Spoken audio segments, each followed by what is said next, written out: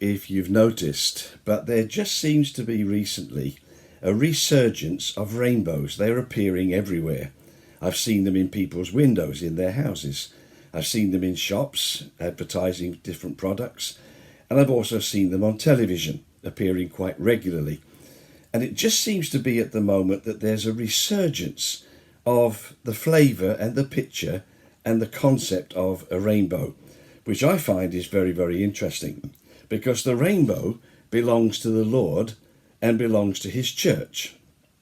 Over recent years, the rainbow has been used by various other lobby groups, Rainbow Warrior, the Greenpeace vessel that sails the world dealing with environmental issues. They use the rainbow, and various other groups have taken the rainbow to promote their particular philosophy. But the rainbow belongs to our Heavenly Father. There are 3 rainbows in the Bible. 2 of them are very obvious, and 1 of them is hidden in a mystery. Let me deal with the 2 that are very open. First of all, in the book of Genesis, the very first book of the Bible, the rainbow appears after the flood. Noah saved his family and saved the animal kingdom and creation. And when God drained the flood, and when they were perfectly safe, God put a rainbow in the sky. And the rainbow was the covenant of God's promise that he would never again judge the world by a flood. And he used the rainbow as a sign of his promise and a sign of his covenant. In fact, it was the first time that generation had ever seen a rainbow, and the first time they'd ever seen rain. Dew used to come up from the ground in the mornings and the evenings. That would be the watering for pastures. No rain had ever appeared until the flood came.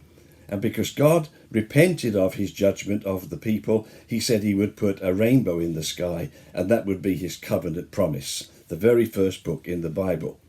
There's a rainbow in the last book of the Bible, book of Revelation. Around the throne of God, there is an emerald rainbow. And the emerald rainbow is a sign of his scintillating presence, of his wonderful grace and glory. And shining around the throne of God is an emerald rainbow. Again, it's the promise of God that his church would be with him forever and forever. No more sickness, suffering, tears, death, or the former things are passed away. No more fear, no more crying. We're with the Lord forever. And to seal that, there's an emerald rainbow shining around the throne of God. So in the first book of the Bible, you've got God's promise with a rainbow. In the last book of the Bible, again, there's a promise of a rainbow. But there's also a mystery rainbow, and it's hidden in Paul's writings to the Ephesian church. The Ephesian letter is all about the churches, God revealing his church, pulling back the mystery of time, re-emphasizing his grace and glory to a lost world and a lost humanity. And Paul writes about the church in a very spectacular way, particularly in chapter 3. In chapter 3, Paul says the church has always been a mystery. It wasn't God's sudden, wonderful idea. He always had a plan to bring a church, a body of people together, that through that body of people, he would display his grace and his glory. And chapter 3 deals with the unfolding of the mystery.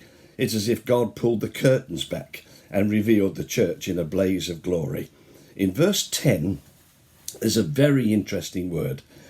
Paul says in chapter 3 and verse 10, it is God's intention that now through this church, the manifold wisdom of God would be displayed to a watching universe. And he describes the grace of God and the glory of God in such an amazing manner. And he uses the word manifold. Now, the New Testament was written in Greek. Translating the concept of the mystery was very, very difficult. Most translators have used the word manifold. You'll find it in the King James, the New King James, the Old King James, the Revised Standard, the American versions of the Bible. Most of them use the word manifold because there's no close meaning to the concept of this mystery. Paul is an amazing writer. He's an apostle, he's a church planter, he's an amazing character with his history, he's learned, he's got a brain, he understands Hebrew and Greek, and he's an amazing descriptive writer. But he's also at times a perfect nuisance because he doesn't just use words, he uses concepts.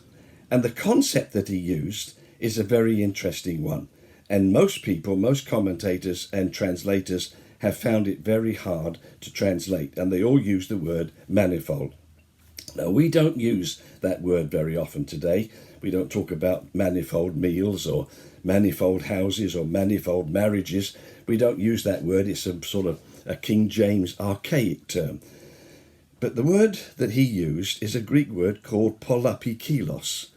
And the word polapikelos has no direct translation from the Greek into English.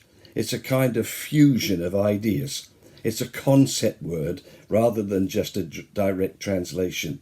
The closest that you get, if you read some of the great wisdom of the world in commentaries and the great intellects and theologians, the greatest display of this, the greatest understanding of this is the word colour and scintillating light or effervescence. It comes from a word and the concept of glory and grace and wonder and spectacle.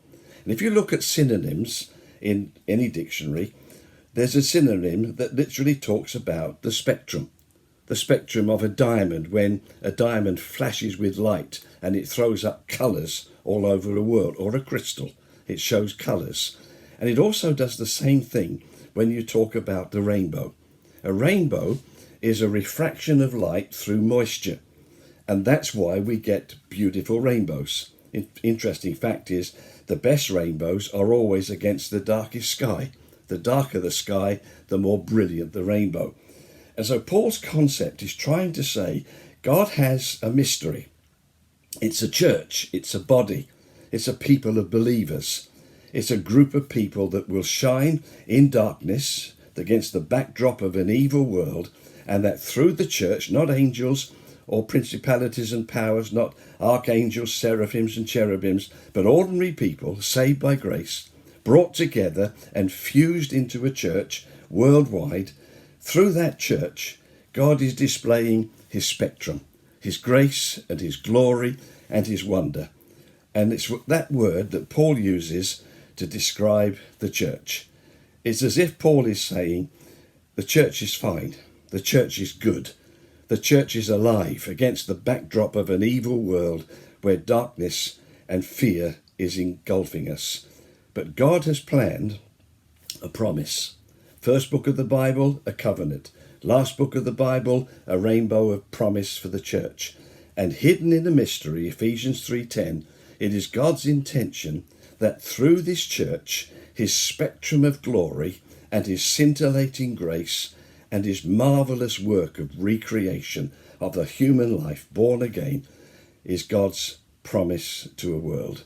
So in the midst of fear, in the midst of the backdrop of darkness, when everything seems to go wrong, it's okay, because God has a church, a people, brought out of darkness into his light, and they shine just like a rainbow. So today, wherever you are, and whoever is listening to this simple thought for the day, cheer up, you're God's promise to a world. You shine like a rainbow, a spectrum in the midst of darkness, and all is well. Be greatly blessed today, because you're God's promise to a lost generation. God bless you.